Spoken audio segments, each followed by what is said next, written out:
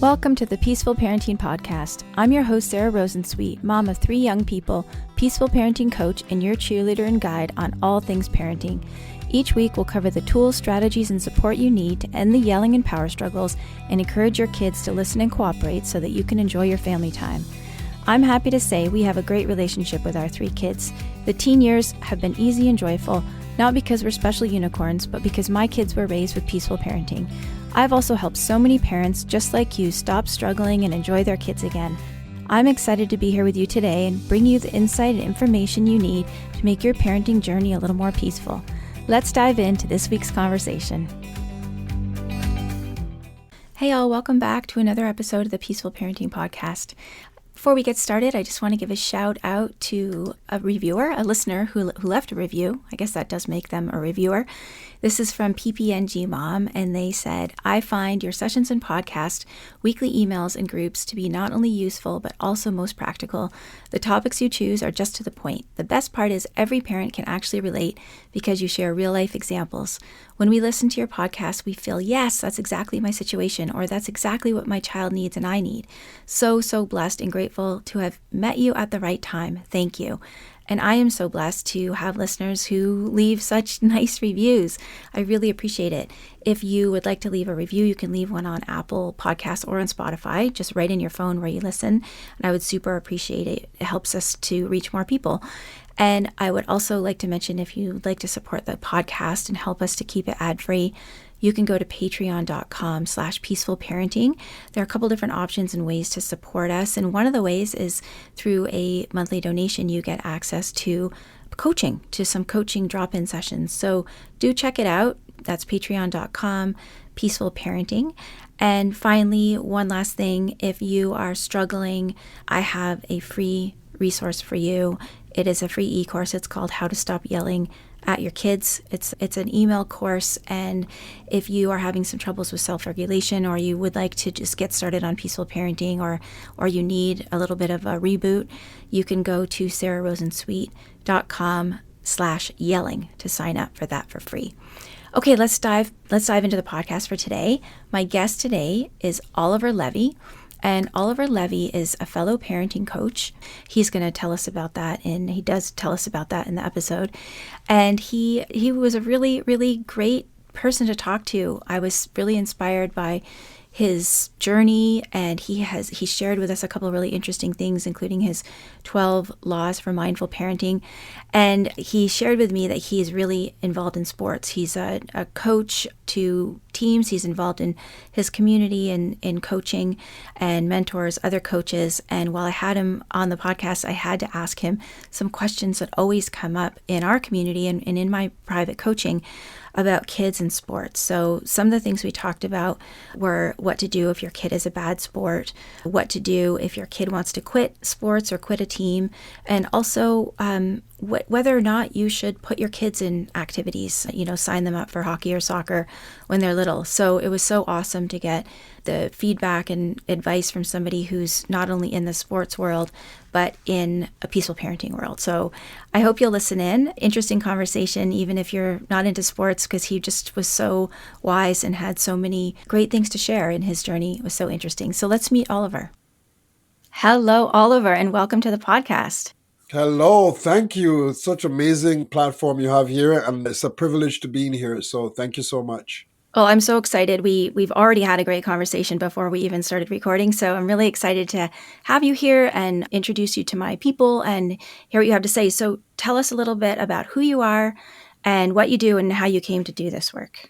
Okay, I'm going to make it short because it's a lot of different breakthroughs and breaking points and breakdowns. So I'll make it short. So my name is Oliver Levy, founder and CEO of Mindful Parenting Toolkit.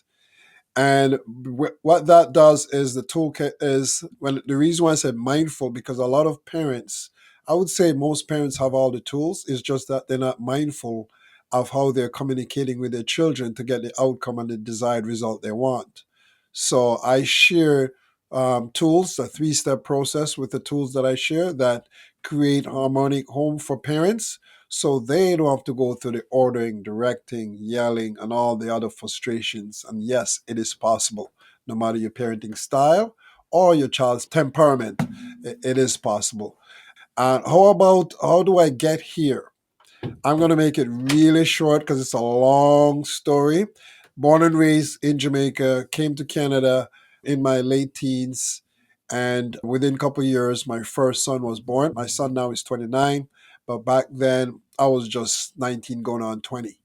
And the way I was raised, put it this way, the way I was raised was a fine line between child abuse and punishment. And so when I look back at it now, I can nothing with our parents. It's just that they have limiting resources. So I brought that into my parenting style when my son was about 6, going on 7. I lost that relationship very quickly. Fast forward to my current wife now. We've been married now for 15 years, over 15 years. 11 years ago, 11 and a half years ago, when my second son was 3 and a half, I found myself doing the same thing, very physically and emotionally abusive to him because I thought, hey, listen, kids should be seen and not hurt. That's how I was raised. And you're going to raise the same way. And I turn out okay. You're going to be like that. So I quickly realized after my wife gave me an ultimatum. And coupled with that and my own realization to say, something's wrong here. I'm about to lose my second relationship and I need to figure this out. And obviously, I realized that the most common denominator was me. So a little bit of, I would say, anxiety to a little bit depression and stuff like that for about 2 weeks. I almost lost my job just to figure things out. And obviously, back then it was a lot of DVDs and CDs and cassette tapes. I went to a lot of webinars and seminars. I even hired a few mentors to help me with my own relationships and just to peel back those traumatic layers that I was living with, that I was guiding my own soul with, and my parent and my kids with, right? And then that was it. That's amazing. Was your wife sounds like your wife was already sort of towards the peaceful, mindful direction that she saw what was happening. You said she gave you an ultimatum. So she was already sort of on that path and then I guess how did you find your way to that path? Well, it's not that she was on that path. It's the real big discrepancy, right? I was really this harmy kind of personnel coming on base, and she was born and raised in Canada, so she had a different upbringing and just a different approach to children, right? So there's a big gap there, right? I'm a macho man coming in, and when she gave me that ultimatum, I start self-reflect based on my first relationship with I lost that relationship when my first son was 7. And the reason why this self-reflection was so impactful because I never want to see myself raising my children with mom on one side and mom on the other side. Because in my culture, I wanted to stop that cycle, that generational cycle. So it was devastating for me. So that was a wake-up call for me. How did you find your way from your own personal, you know, transformation to helping other parents? Yes. So I work a lot in the community. I'm in sports. I'm always in sports. I'm always coaching sports from soccer to basketball, a little bit of hockey and football. So I work in a community center as a day camp counselor, director, coordinator. So with all that over 10 years, I'm always giving parents tips based on what I was using. Just general tips. My intention of being a parenting coach was not there at all. I thought I was going to be a basketball coach or some sort of sport coach.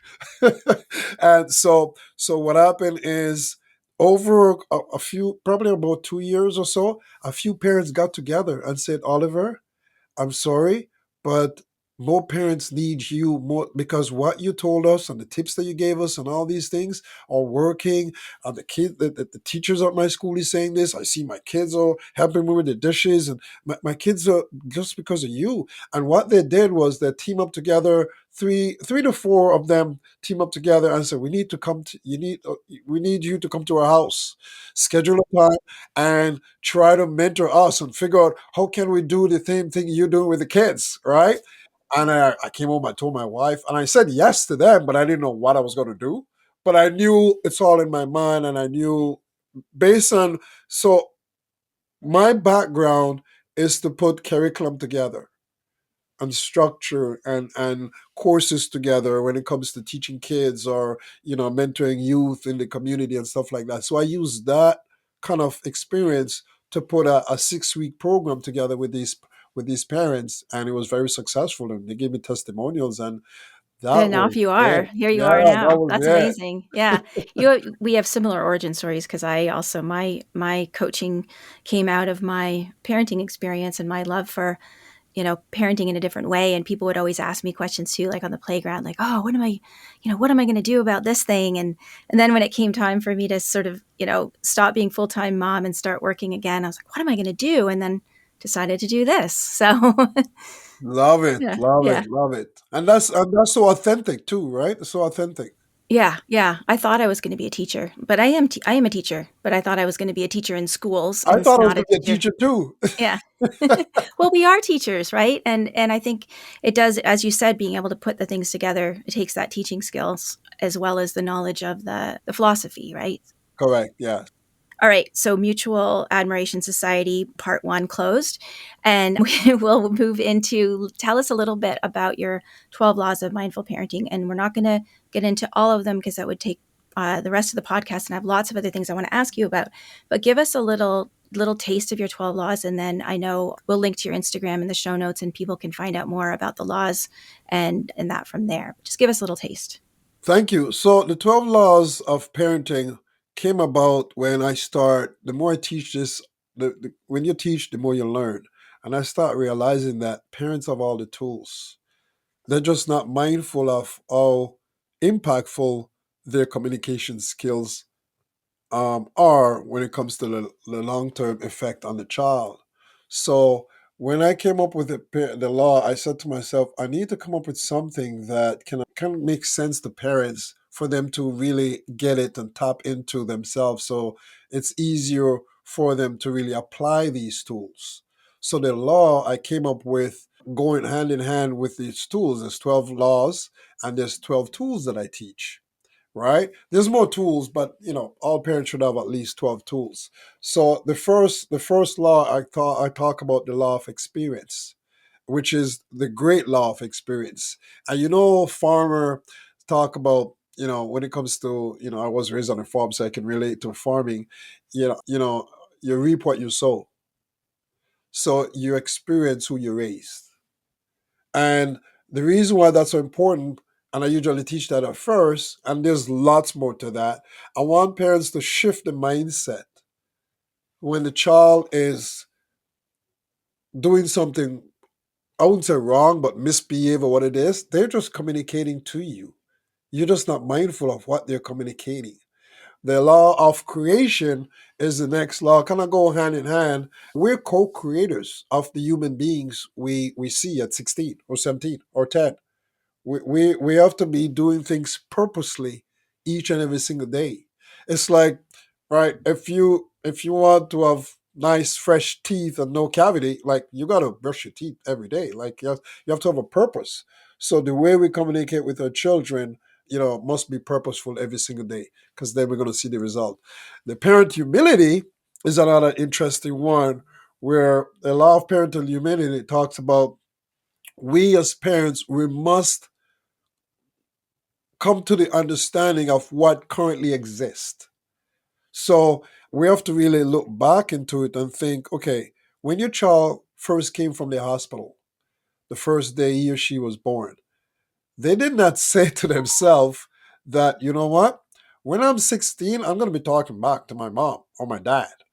or when I'm the right. So we have to really look into ourselves and be humble to understand that yes, we're co-creators, and a lot of parents will say, "Well, the child should take responsibility." Of course, but it starts with us. We build that environment, so we have to understand. Now, the other one is the law of growth. As your child grow, you should grow too. Because here's the thing, and I know you know this very well, parenting falls under two categories. One is personal development, and one is relationship building. So if you want to build a relationship with this newborn, when that newborn reached when, one or two or three or four, you are growing as well. So growing means emotional control, emotional intelligence, understanding yourself, how to communicate to a one year old as opposed to a 15-year old, what triggers them, what the needs are. That's growth. Now that leads to now the law of parent responsibility. It's our responsibility, no matter what, and I get this question a lot. What if they have ADHD? And I call all these things different abilities. It doesn't mean anything. They just have different abilities, right? There's nothing wrong with your child. They have different abilities. Some children with Asperger's may, for example, can do lots more stuff that other kids can't even dream of. They have just different abilities. So it's your responsibility, not only kids of different disabilities, but all parents. It's our responsibility to do what we need to do to guide our children to greater achievements, whatever they desire. So I talk about that in terms of the parental responsibility. The law of connection. The law of connection is probably my second favorite to teach. The law of connection talks about we must connect with our children before we start correcting them. Connect before we correct. We as parents we jump to just start correcting the child. What's wrong with this child? This child's not listening. They're not doing their homework, whatever the case is, and we did not connect with them. And that there is another magic law. There's a few magic law there. That's another magic law that goes hand in hand with the law of emotional engagement. One of one of the child core needs is to be emotionally connected. And I help parents to understand that piece. Once they're emotionally connected, then the rest is easy. So we have to always engage them emotionally because they you have to remember, and I know you know this as well, they can't regulate their emotions as much. Some of us parents can't either, right? But at least we can control it to a certain extent. But they're just doing things, they're pushing the boundaries, they're going crazy, they're making a mess because that's the way they communicate. When you engage with them emotionally, whoo, they start respecting you, they start understanding and all that stuff. Now the other law is the law of communication ship, relationship building. So once you communicate effectively, there's mindful approach and there's positive approach, whatever approach you want to take to communicate with the child effectively, you start building strong relationship, and that comes under the law of communication ship. The law of presence. The law of presence is the way the mindfulness comes in now. We have to be mindful and stay present. We as parents, we tend to live a lot in the past. We might say, oh my gosh, kids nowadays, I don't understand the digital world and stuff like that. We're living in the past because now you're already in the world. Why are you talking about the world that you left long time ago? The 1900s. The 1900s, right? Once you do that, you already separate yourself from your child. So be present. And obviously, there's ways and there's tools and strategies to stay present so then you can make a connection with them. The law, this which was the tenth one, the law of PR, persistence and reward. It simple means hard work pays off. When we put in the work, and I always make fun of my wife now because I said, you live in a bubble.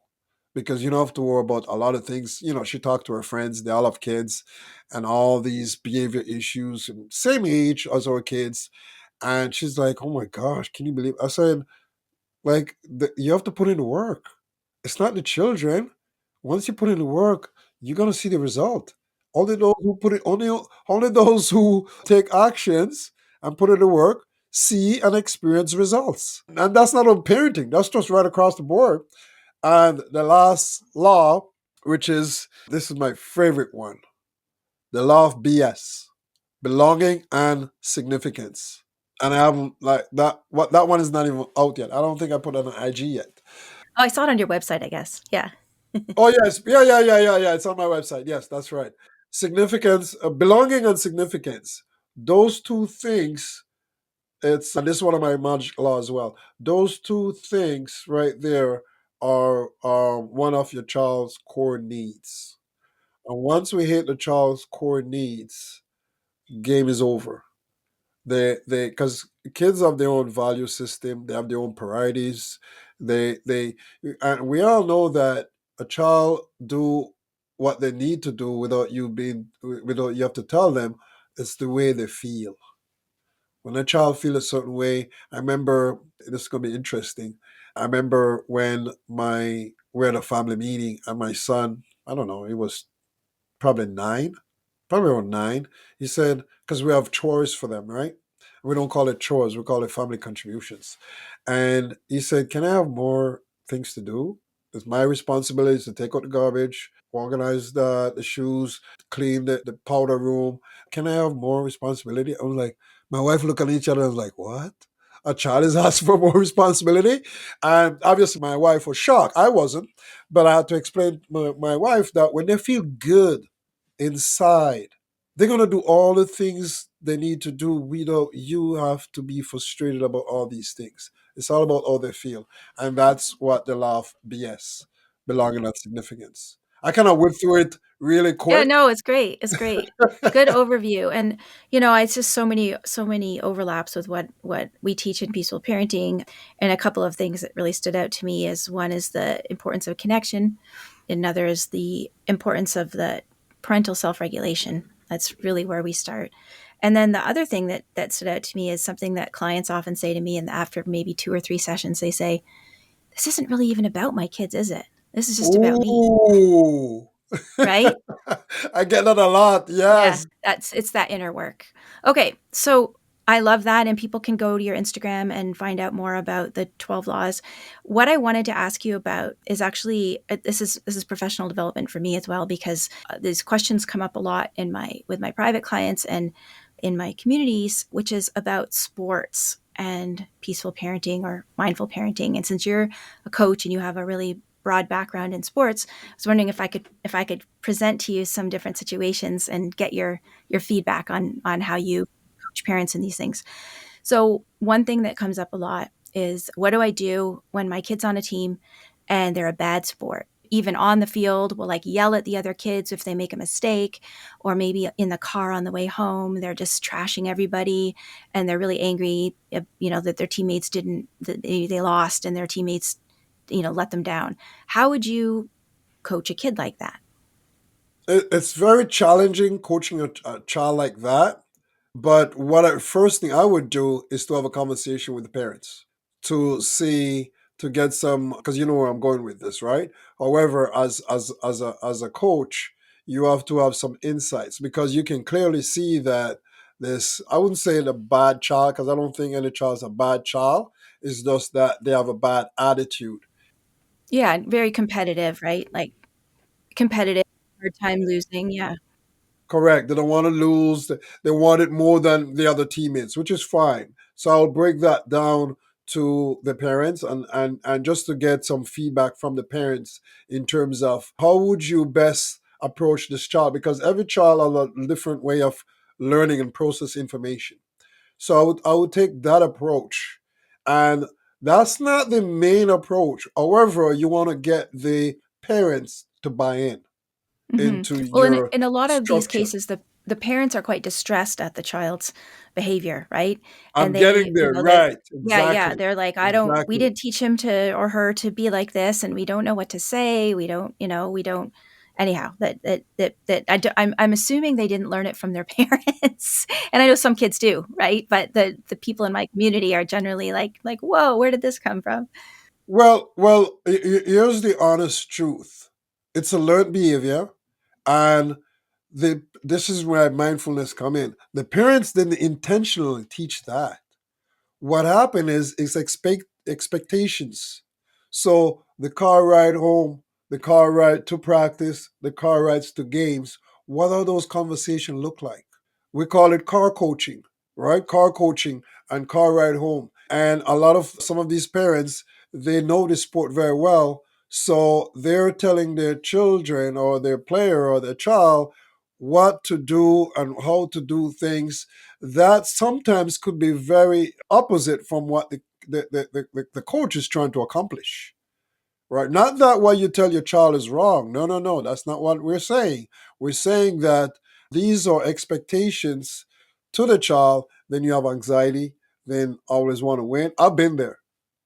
Oh, I've been there where my son at age, I don't know, 5, 6, he in his mind he wants to score 6 goals. And he get mad when he pass it to the other teammates and they can't control it. Not understanding that you were trained differently. However, I started to check my approach, my expectations with him. It was way too high than his expectations. So we indirectly, push our expectations on our children indirectly. So the parents are not bad parents and don't need to beat yourself up if you listen to this.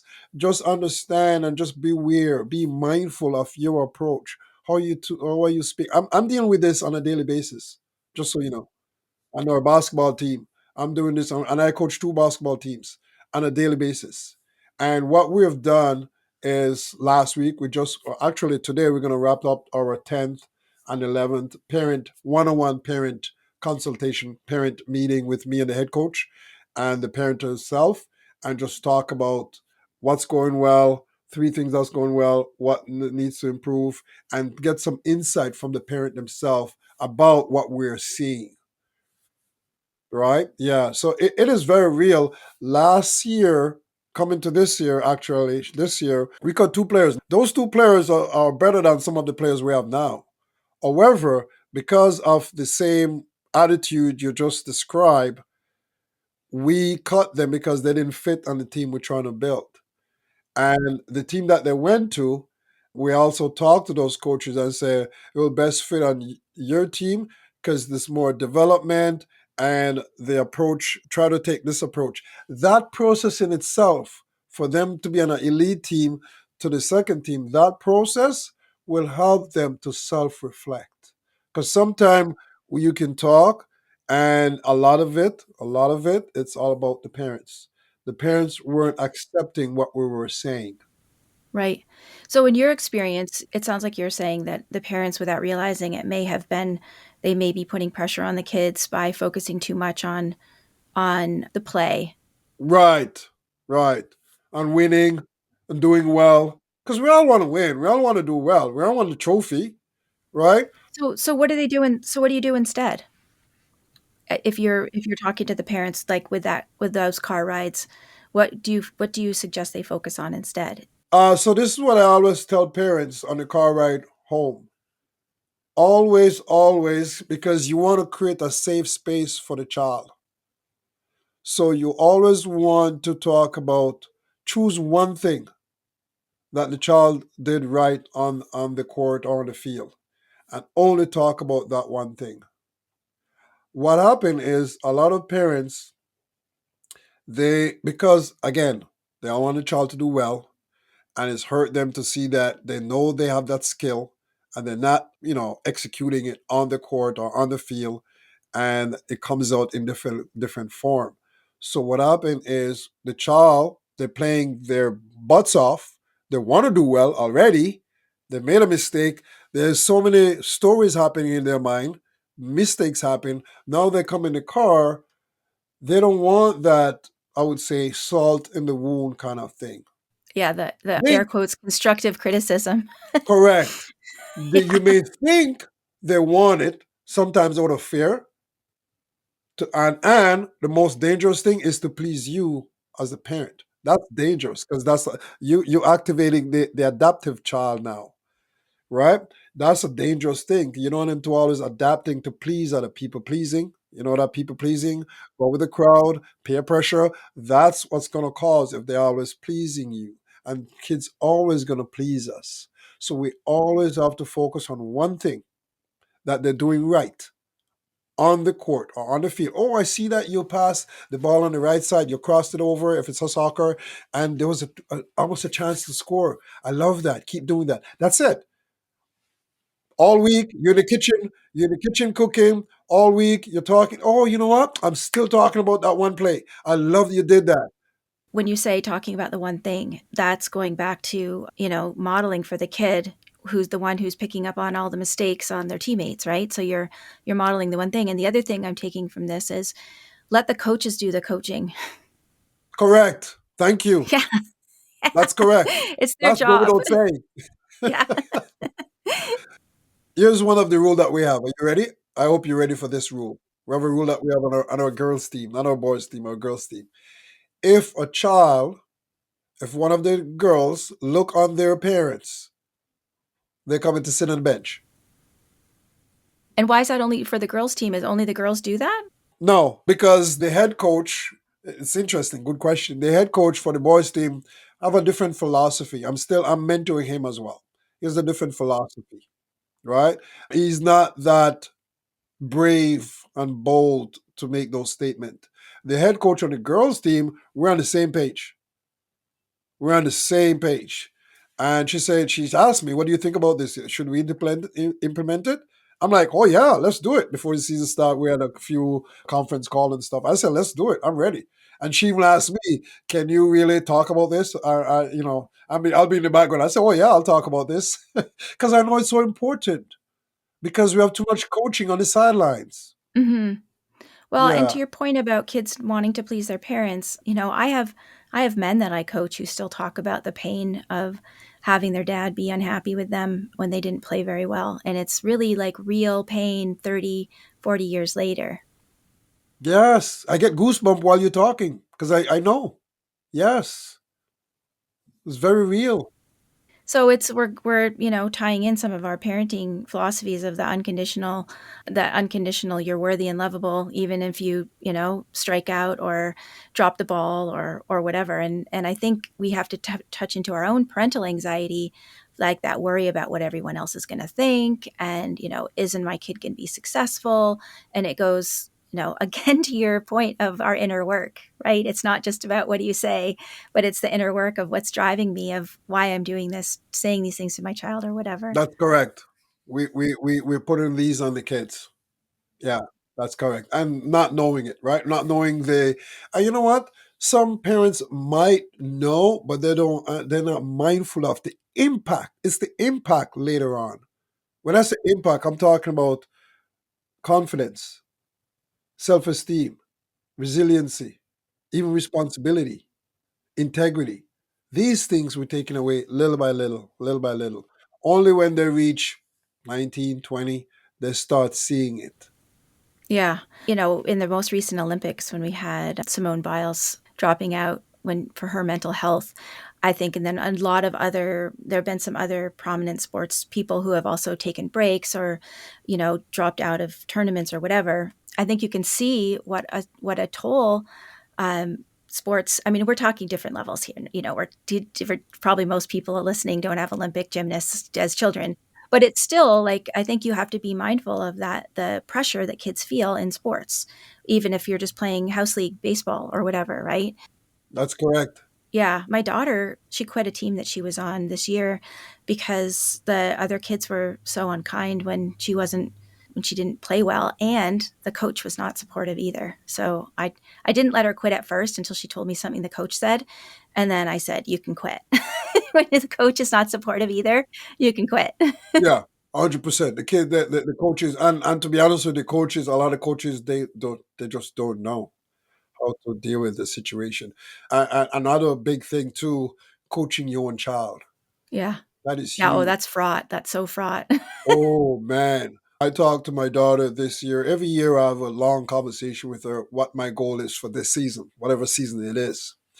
And this year I said, listen, I want to enjoy you as a dad.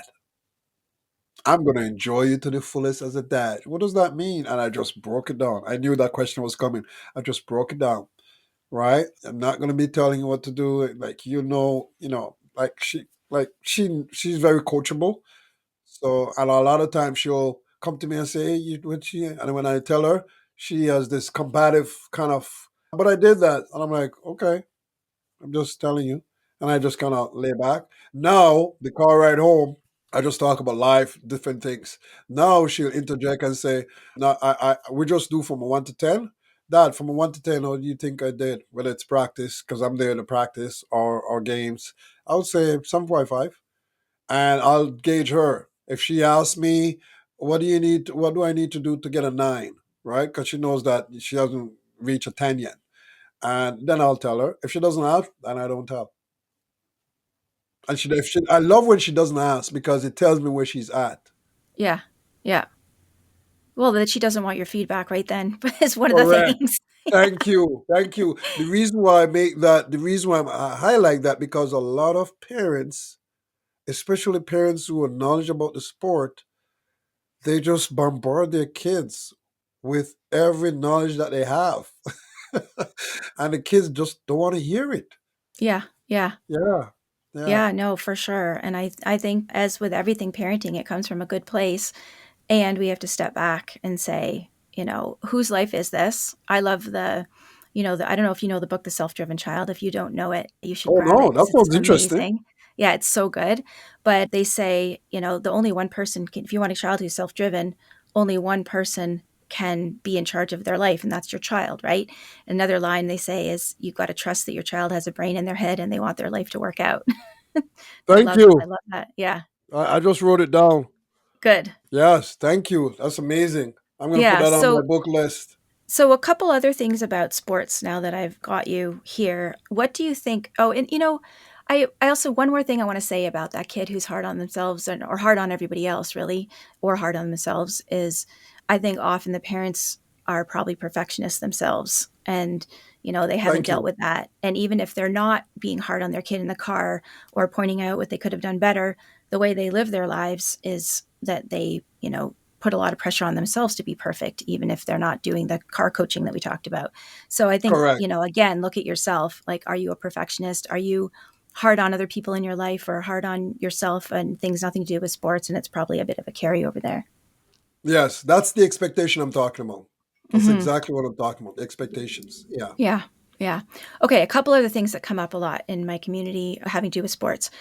How do you think kids should be introduced to sports in terms of, I know when my kids were little, my neighbors would be saying, "Oh, are you putting them in soccer? Are you putting them in hockey or whatever?" And I was like, "I'm not putting my kids in anything unless they ask me for it," which is what we did, which worked out really well. But what do you think about that in terms of like introduce, say you've got a dad who loves hockey, who wants the kids to play hockey. Do you think that it's good to put them in when they're 5, and or do you wait until they want to play, or what's your position on that?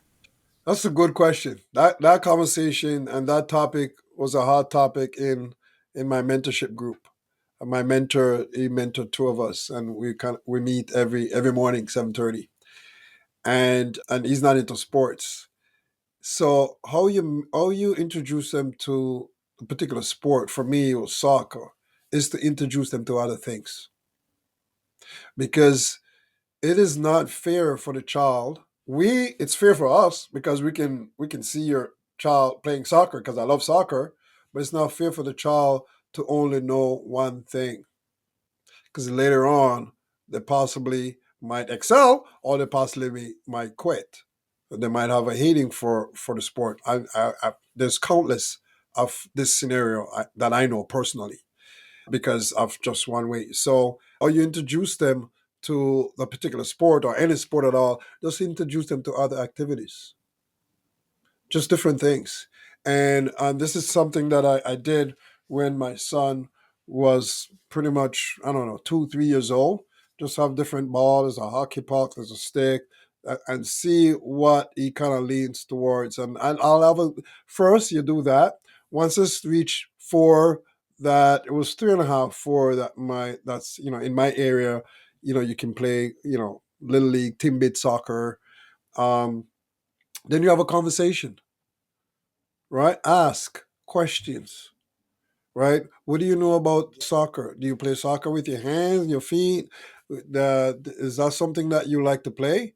And then you watch soccer with them, you watch hockey with them, you watch football with them. See if they spend a little time on it, right? If you're into sports like that, you want to introduce them and just leave it open. Then you can have another conversation and say, you know what? There's a tryout. They're going to want to know what a tryout is. We're going to bring it to this place. There's going to be lots of kids there. You're going to learn soccer. Is that something you're interested in? If they say no, don't ask why. Or you can say, tell me more. Or later on. Because in the moment, they have anxiety, emotional. Later on, you're sitting down, you're having a meal. Oh, I asked you yesterday or earlier, you want to play soccer. Is there a reason why? Or you like basketball instead? Or hockey? Kind of playfully introduce different things, right? And that's a very important question because we as sports parents, we just jump right into, yep, you're gonna play soccer, yep. And I've seen it. I've seen it. I've seen it. So that's how I would suggest you introduce them to a particular sport. Just introduce them to other things and keep it open. So the first thing you said was introduce them. You just meant like, play it in the backyard, like get, have a soccer ball and or Correct. a basketball, Yeah. just play it in the backyard. Not sign them up for the things to Oh introduce them, no, but no, just no, yeah, no, no, just for no. You don't play. want to do that. Yeah, and then you offer it. If they say no, you leave it. If they say yes, you can sign them up for it. I love that. Just yeah, offer and And you have ask and you have basketball in your backyard. You have hockey stick. You have hockey. You have tennis. Of all, that's what I've did. My wife said, "You're crazy." No, I said because I don't want to make a choice for. I want to see where he goes to. Obviously, he sees me playing soccer, right? Because I was still playing soccer when he was younger with my friends and stuff in the park. Then that's the sports he picked up first. mhm. And then he wanted to play hockey at one point. That kind of went like really fast, quick. I'm not sure what happened there. And then, he wanted, then lately football, right? So, and it's interesting about football because football, we used to take him to the August games because we had a friend who played football and he has August tickets all the time. So we'll go with that, not friend, family. And he just end up, and when we're going through pictures, he'll see himself in that paper helmet. Yeah, yeah. It's all in a way conditioning too, right? So when you hear football, oh, I might try it.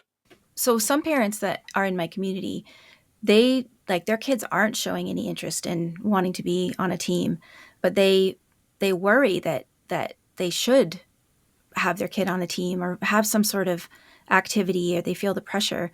What do you say to those parents? Well, they should have activity, but why should they be on a team? Not every kid's built out for a team. That's first thing.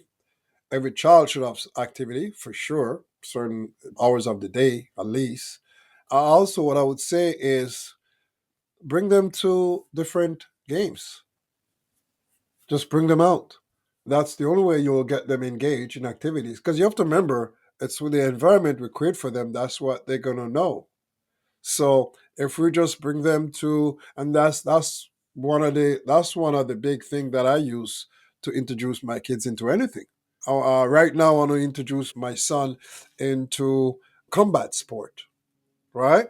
And there's my mentor. He knows a gym that when there's a fight happening, there's a training session. I'm just gonna go there and just kind of, he doesn't have to train nothing. I'm just gonna talk to the owner. We're gonna wrap a few bit and probably go for coffee or stuff like that. And just being around the environment. Let him taking a liking to it. Just being around the environment. Before he got on the football, I'm like, something what you want to do? He goes, yeah. Sometimes kids can make a emotional decision. I know the coach and I know the president of the football organization. So I say, can we come on just to kind of watch, come on the bench to kind of watch? Let him be. Let him see, the two helmet hitting together. Is that something that, right? Because that's scary, right? Guys tackling. Yeah, that's tackling and throw each other on the ground. That could be scary. So is that something? And he was like, "Yeah, sign me up. I want to do it." I'm like, okay, right. So yeah, so I would allow parents to be mindful and question themselves to say, is this something that you want or is something that your child wants to be on a team? And secondly, because you know they need activities, then you bring them to these activities, bring them to the skating rink, bring them to the hockey rink. Find a friend who plays hockey or play basketball or soccer or tennis or baseball and just be in the environment. I think a lot of parents worry that if we don't get them doing it young, it's going to be too late and they're never going to be any good. But my experience is that even if they don't start when they're young, if they decide, my son didn't start playing baseball till he was 12, but he was so into it that he made up for lost time with it through his own dedication and his own interest. And knowing my kid, like he often would say, like, why didn't you put me in baseball when I was younger? And knowing him, I was like, are you kidding me? You never would have done it. Like if we tried to force you to play baseball when you were little, you would have like just sat there scowling. You wouldn't have wanted to play. Like we had to wait until he wanted to do it. That's right. That's right. So being in activity is one. Living through your child to be a baseball player or basketball player to be a pro, that's something else, right? So who says what age? Was your son being active before 12? Oh, he was constantly on the move. Yeah. Correct. So Yeah. Yeah. that's it right there. And like you said, if you'd introduce him or tell him that he has to play this, he would have never done it. He's saying that now because he's emotional because he's loving the sport. Yeah, exactly. Right? Exactly. He's worried all that lost time. Okay. Final topic that I get a lot is what if your kid's on a team and they want to quit? If your child is on a team and they want to quit, that's a whole different level. And this is my perspective on this is different, and this is also based on my research as well. If they want to quit, it's tougher for the parents than the child. I'm gonna make that very clear because what happened is the parent really enjoy, if you like me, like most parents, enjoy them watching the game, and they want to quit. When you say quit now, can you elaborate on that in terms of they want to quit to play another sport, or they want to quit because they're just done with sports overall? Either one, I guess. I mean, sometimes I think, they want to quit the team or they, maybe, yeah, I don't know, quit the team or quit the sport in general to do a different sport or to not do sports. That's a huge window for parents. That's a haha moments for parents to look more into. Instead of getting mad, why are you quitting? What's wrong with you? Whatever we say, because we are disappointed because of our expectations, we need to use that because the child is communicating to you about something. They just can't articulate it. I'm pretty sure you heard the news of things happening in locker room and hockey rink and basketball gyms and all these things that coaches are doing and all that stuff, and sometimes these kids don't want to say anything. They jeopardize whatever because kids they just can't articulate certain things a certain way. When a child's quitting a sport, they are telling you something very loudly. They were saying it before. They were hinting it before. Mom, I don't want to go to practice today. No, you got to go. I paid for $5,000 or whatever the case is. You need to go. They were saying the signs before. Them quitting is huge. Now they're communicating. They're standing up and they're communicating something to you. So this is the window to your child's emotional being now to figure out now you need to start looking within yourself as a parent and to say, let's try to figure out why he's quitting. So I would say that's a big window to your child, to connect with your child and to figure out why he's quitting, other than as opposed to just being mad why you're quitting. There's no quitters in this family and whatever we say as parents. Yeah. One thing, I mean, you raised something interesting that I actually never thought of before about, and things that might be going on that are troubling to them. And one thing that I always think about too is that maybe if they feel like they're not as good as the other kids, that's something you can find out too. And maybe there's some scaffolding that can happen where if you do find out that there are, or maybe they feel like the coach doesn't like them, or there might be some things that you could actually do some troubleshooting and then maybe they wouldn't want to quit.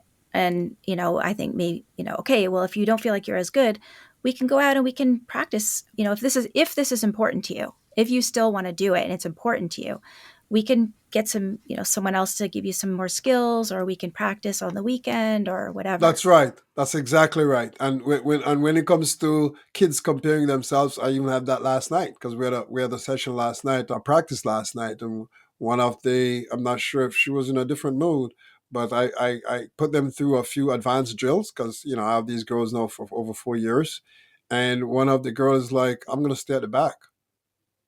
I was like, that was an alarm to me, and I kind of, she did, the girl didn't know, but that's one check mark to say, okay, let's keep an eye on, and because things might be happening at home, things might, you just never know, right? Because I never seen her like that before, right? Shying away, and I knew, to your point, I knew she's less skilled. So my point is, if a player is looking on another player and say, they're almost skilled on me, I don't think I fit on this team, or I don't want to do this drill, or whatever the case is. Now it's up to the coach as well. This is the reason why I always say playing sports is a three-way partnership: the child, the parent, and the coach. It's a three-way partnership.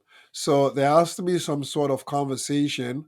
That's why coaches, parents, and it's so important. Coaches and parents and teachers, very important in a child's life. And so it's up to the parents now to have a conversation with the coach to get some insights. Then you can start there and to see what's happening. The coach can give you a lot of insights, depends on the coach. But I would really dig into the confidence and the self esteem. Once they start comparing, when a child is comparing, which law this one is fall under? Oh, there's so many laws kind of intertwined. But when a child is comparing a lot because they've been compared at home, right? So we just have to be really mindful of how we are addressing our children, and because of our expectations again, right? So that's just another tip, but I would say really to have a conversation, and really it's the child way of communicating with you that they don't want to be on this team and there's something else happening, right? Not having this team is something else, but something else is happening. So it's up to your responsibility, the life responsibility, to do your research to get to the bottom of it because it might happen to another team. Right. And ultimately it's up to them. And I think sometimes what I see sometimes too with little kids is like they ask for ballet because and then they start it and they don't like it, but you realize it's just because they like the outfit. Maybe they're 4 or 5 and they didn't really know what it was. And so I think, it's never too late to try something again. Like let them go if they want to go, and they can come back later if they want to come back later. But ultimately, I don't think we should be like making anyone stay in things that are not working out for them if we've done our due diligence and tried to get to the bottom of whatever it is that is A making them matter want of to quit. fact, when it comes to soccer, because we see my son's coach, he's on TV now because he's on the soccer Canada U17 team. And because that's the path it was going on, because the coach talked to me and I said, hey, there's your old coach. Like, do you think, do you regret playing? He's like, nah, nah. And I love it. I love it because I'm testing him, right? To if he made a more emotional decision or whatever the case, he's like, no, I'm good. Yeah, and maybe some of us have quit things and we're like mixing up our own regret with, trying to putting it on our child like, "Oh, I regret quitting piano lessons and so now I'm not going to let you quit." But we really just have to recognize that we're not our child. That's right. 100%. 100%. We're not our children. It's a Mhm. great way to put it. Well, I think that's a good place to wrap it up. I have two questions for you, two final questions. One is the question that I always ask my guests, which is if you could go back to your younger parent self, what advice would you give yourself? Oh, man. Oh, whew, that's a loaded question. What advice I'll give myself, I was going back to my younger self, is to listen to my elders, listen to others, listen, narrow down on personal development. Yeah, personal development and listen to others because there's a lot of mentors that was around me and I had no clue. Mhm. All right. Thank you. And the final question is, where's the best place for our listeners to find out more about you and what you do? The best place is number one, IG, Mindful Parenting Toolkit, and my website, mindfulparentingtoolkit.com. And if you will so choose, all other social media, Twitter, LinkedIn, even Pinterest. Yeah, Mindful Parenting Toolkit. That's where you can find me. Okay. We'll put it all in our show notes for everyone. Awesome. Thank you so much, Oliver. What a great conversation. You're welcome. Thanks for listening to this week's episode. I hope you found this conversation insightful and exactly what you needed in this moment. Be sure to subscribe to the show on your favorite podcast platform and leave us a rating and review on Apple Podcasts. Remember that I'm rooting for you. I see you out there showing up for your kids and doing the best you can. Sending hugs over the airwaves today. Hang in there. You've got this.